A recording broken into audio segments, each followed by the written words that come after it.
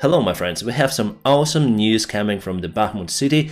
As I promised to you, the counteroffensive actions of Ukrainian army continues in that area. And let's zoom into the Bakhmut city itself. You can see that we have the blue territory already. It means that it was confirmed that the area was liberated by Ukrainian forces. Let's go for the timeline. It was yesterday and it is today. You can see this area liberated, and this one as well. This offensive action from the Ukrainian army was performed just in a couple of the days, and as you can see, we are successfully cutting the Russian flanks in the Bakhmut city, or it's better to say around the Bakhmut city. The similar stuff you may find on the map that Wagner published today. So here are those areas that were taken by Ukrainian army. On the southwest part, so liberated on 11th of May, and this one on 10th of May. It's all started from the counterattack towards Klishivka, and also they show the success of the Ukrainian army on the northwest part. They also mark that the regular Russian forces are losing their positions under the pressure of the Ukrainian army. And they claim that Ukraine was able to capture some territory over here close to Yahidne, and the idea for the Ukrainian forces basically to cut the Russian flanks if we start also the counterattack from this direction, and afterwards we may take Klishivka on the way to encircle the Bakhmut city, and here we may also go from the north part trying to get the city in the clouds. From what we see right now, that Russia should move their forces from this area, otherwise there will be encircled on this flank, and obviously the front line would collapse in that case on the southwest part. In that case, I expect Ukraine at least to reach Opitne on the south part from the Bakhmut city, and afterwards we may try to move to the other part, but there is also the river ongoing through the Bakhmut,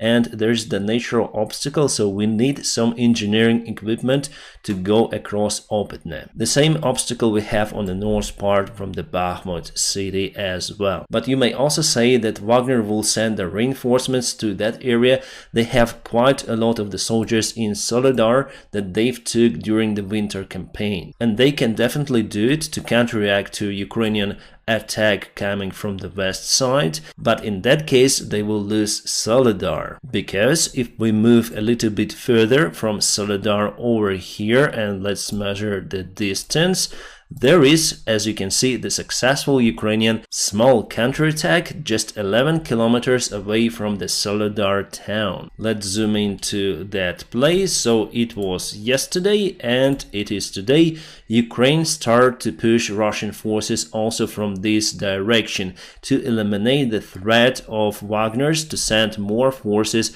for the backup. The popular Russian blogger Prigozhin today recorded one more audio saying that the situation in Bakhmut is developing for Russians according to the worst case scenario. He says that the regular Russian army units surrendered their positions without fight. He exhaled that those territories were taken by blood and lives of our commanders and our military for several months, so they lost those territories for just 2 days. But according to one of the Ukrainian soldiers who posted the post on his social media, they went into those positions and spotted how Wagner's left first. He said that 72nd Brigade was encircled by Ukrainian forces, and finally after 2 hours negotiations, most of those people just surrendered to Ukrainians. So there could be also the scenario that Prigozhin is doing this on purpose. He is withdrawing his army from the flanks and leaving the positions. Yes, mostly the Wagner army is in the Bakhmut city itself, but still they're present on the flanks as well. He's doing it to blackmail the regular Russian army command, Shoigu and Gerasimov, and probably Putin. He wants to show that they will not resist against the Ukrainian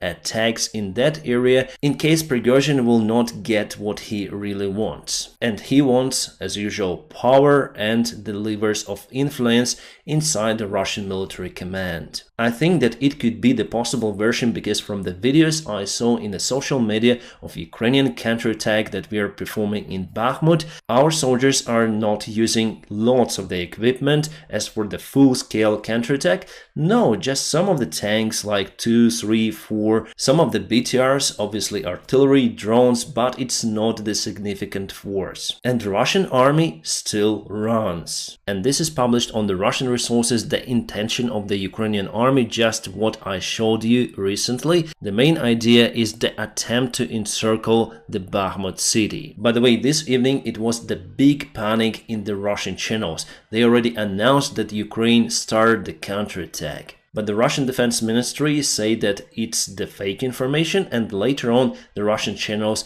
disapproved the information they gave before. It means that they are panicking. Those are the positions close to the Bakhmut city, and Russian regular army just left them. Some of the Russian military bloggers say that Russia doesn't have enough equipment to fight against the heavy vehicles and tanks. Well, we have the next picture showing the tools that could be used potentially against the armored vehicles or tanks. Plus, lots of the tank mines. There was the report today in the news saying that Britain has delivered long-range Storm Shadow cruise missiles to Ukrainian army. There are some of the modifications of that rocket. One has the range a little bit less than 300 kilometers and the other one is a little bit less than 600 kilometers. I guess we have the shorter range version, but still it's great for Ukrainian army. And from the article we know that those rockets has been delivered to Ukraine. And we have the Storm Shadow cruise missile range already integrated into the Deep State map.live resource. It is the awesome interactive map that I always use in my videos. So let's go for it. The range is up to 250 kilometers. So let's go. Let's put the point somewhere close to this area. Yes, still far away a little from the Kerch bridge, so with the future counteroffensive we may move forward, just a little forward, maybe somewhere here, and we may reach the Kerch bridge in that case. But if we put it to Kherson, you may see that we already may target most of the Russian military airfields in Crimea. I guess that this rocket will be used for that purpose, especially targeting the helicopter airfields and also Russian fighter jets, including Sevastopol base in Belbek. The missile is very smart and also the warhead is quite impressive for such a tiny rocket. The good thing that it also uses the inertial reference system like we have on the airplane, so even without the GPS signal, this missile may find the target very precisely. It also has the special cumulative explosives that penetrates the concrete and the warhead itself goes into, let's say, bunker and there explodes. More good news from the United Kingdom. The UK Defense Ministry said that they transferred all of the Challenger 2 tanks that they promised to Ukraine. And it's really hard for me to remember the exact number. Firstly, they spoke about 12 tanks and later on we got the information about 18 tanks. Oh my god, what is this? This is the Russian T-55 tank that was spotted on the front lines from the Russian side, obviously, and it has the special grille double-deck construction. This additional tuning Russia does against the Javelin systems. But for this tank, to use the Javelin, I think it's too expensive, because you may penetrate it even with a standard RPG. Obviously, you need to get much closer to the tank to fire from the RPG, but nevertheless, this tank is very, very weak. Maybe they need to show this tank on their parades. And what I also confused about, that Russia showed the modified version of the T-55 tank with extra armor, contact one and some of the precision equipment there, but here is the very old standard tank with no accessories. The war criminal Strelkov Girkin also said that Ukraine started or will start the counterattack in a nearby perspective, and he is in lack of the optimism about that one. He says that Ukraine will start the offensive action in Zaporizhia and Kherson, probably in Donetsk, as auxiliary direction to deflect the attention of the Russian forces. Well, most of the experts say like that. And obviously he adds more panic. And the locals started to leave the Donetsk People's Republic, Luhansk People's Republic, and they flee also from the south part of Ukraine. I would do the same if I was there, because the modern day war is not different from the Second World War. All the buildings are mostly destroyed, as you see. And Polish officials said that they sent to Ukraine 14 of the MiG-29s. Before they said about 10 airplanes, well, totally 14, the more the better. But today in his interview to BBC, President Zelensky said that they will wait a little longer with the counteroffensive, because Ukraine still hasn't got all of the promised Western aid. It's quite strange, because before we heard the information coming from the Western officials saying that they gave everything for the successful counterattack. Well, we'll see how it goes in the future. Maybe they want to postpone the counterattack for a few days or for a few weeks, but it will happen anyways very soon. My friends, there are some videos posted just from the front lines, but I cannot post them on this platform. That is why I have the Telegram channel, so please join my Telegram channel. You may find the link in the video description just below. I use the Telegram as my alternate resource in the social media. You may always find me on Telegram. The United States accused the South African Republic for sending the ammunition to the Russian Federation. The United States intelligence confirms that one of the ships was used to transport the military cargo from the South Africa directly to Russia. The president of South Africa says that they've launched the investigation about the case. I think that just before the Ukrainian offensive action on the south, or wherever it will happen,